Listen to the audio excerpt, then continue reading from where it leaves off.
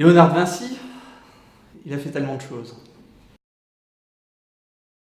J'étais hier à Cannes, on va dire Cary Grant, il est tellement beau et sur la croisette, c'était magique. Un vin, alors une petite préférence pour ma région, c'est la vallée du Rhône, donc ça sera un Côte-Rôti. Paris. Le mien, un commissaire-priseur. Un sage. Joker. Et une œuvre d'art, il y en a tellement, c'est difficile. Et en retenir une, en plus, je dirais peut-être un tableau de Bruegel.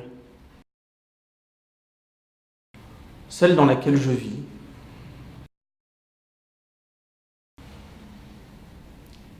Avec gourmandise. Une belle expo. Je vais dire le ski. Un métier qui soit répétitif. Le mien ne l'est tellement pas. Tous les jours, c'est une découverte. Donc, j'ai tous les jours l'impression de renouveler mon métier. C'est peut-être une certaine, pas de timidité, mais retenue. Voilà. M. Je dirais que il y en a eu quelques-uns. En tout cas, c'est pour accéder jusqu'à ce que je fais aujourd'hui.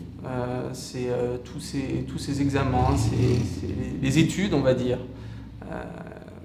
Et une fois qu'on a accédé à ce qu'on aime, je dirais que tout est plus simple.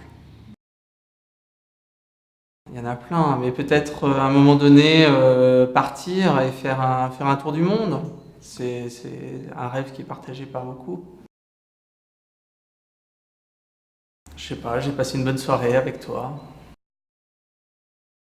La plus belle et peut-être la plus, on va dire, mémorable et la plus longue, parce qu'elle a duré plus d'une semaine, c'est la dispersion du mobilier du Crillon. C'était pile l'année dernière. C'était un événement non seulement pour Arcurial, mais également pour moi, puisque je l'ai organisé avec mes équipes. Ça a été une vraie aventure pour tout le monde. Et surtout, à la clé, un succès phénoménal. Et je crois que oui, ça restera un de mes souvenirs, en tout cas dans ma carrière. Je pense qu'il y en aura d'autres, hein, j'espère aussi. Mais ça a été une belle aventure et on a eu aussi un public qui était au rendez-vous. Les ventes difficiles, c'est les ventes caritatives.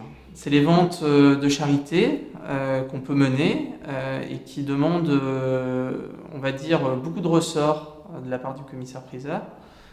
J'en faisais une hier soir. Alors elle a plutôt bien fonctionné, c'était à Cannes pendant le festival. Et c'est les ventes peut-être les plus difficiles. Mais quand on y arrive, c'est une vraie réjouissance.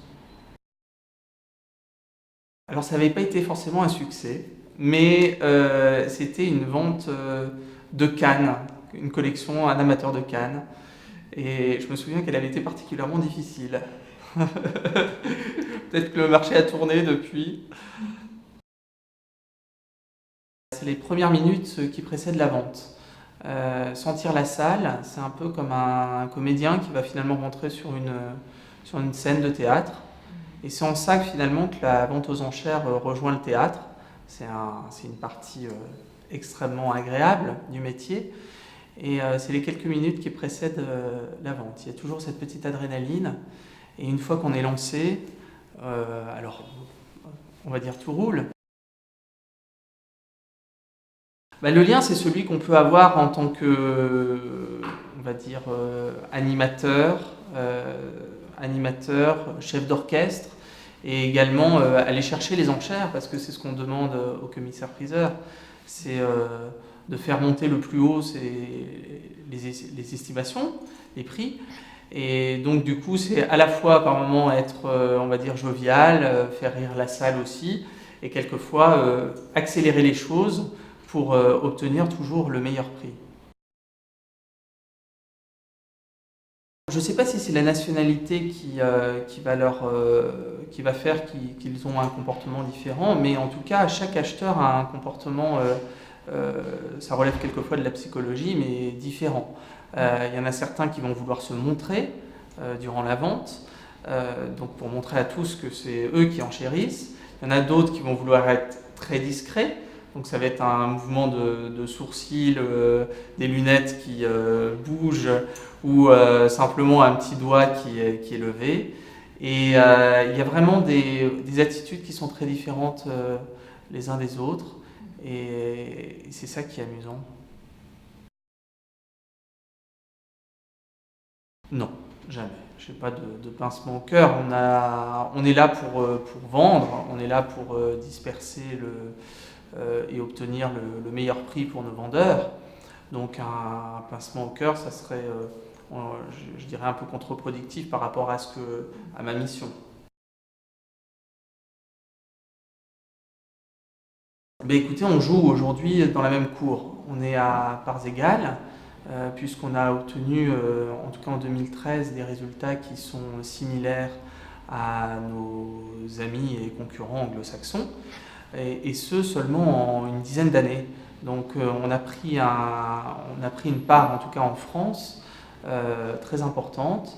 Et notre développement aujourd'hui va se tourner sur le côté international avec l'ouverture de nouvelles représentations. Donc on a déjà la Belgique, on a déjà l'Italie, on aura prochainement l'Autriche, et on a également la Chine et les États-Unis avec ces expositions régulières qu'on peut faire. Donc voilà, notre souhait en tout cas, c'est de partir à la conquête d'autres pays.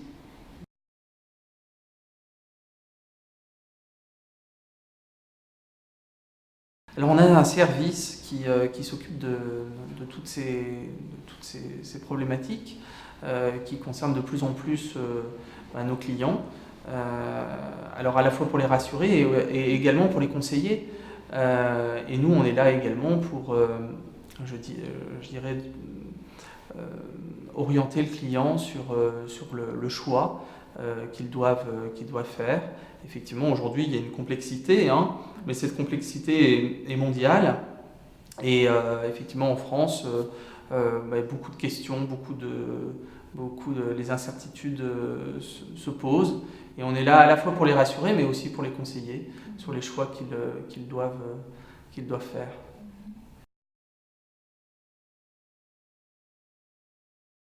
Non, on ne doit pas avoir peur. C'est des nouveaux pays, on fait avec.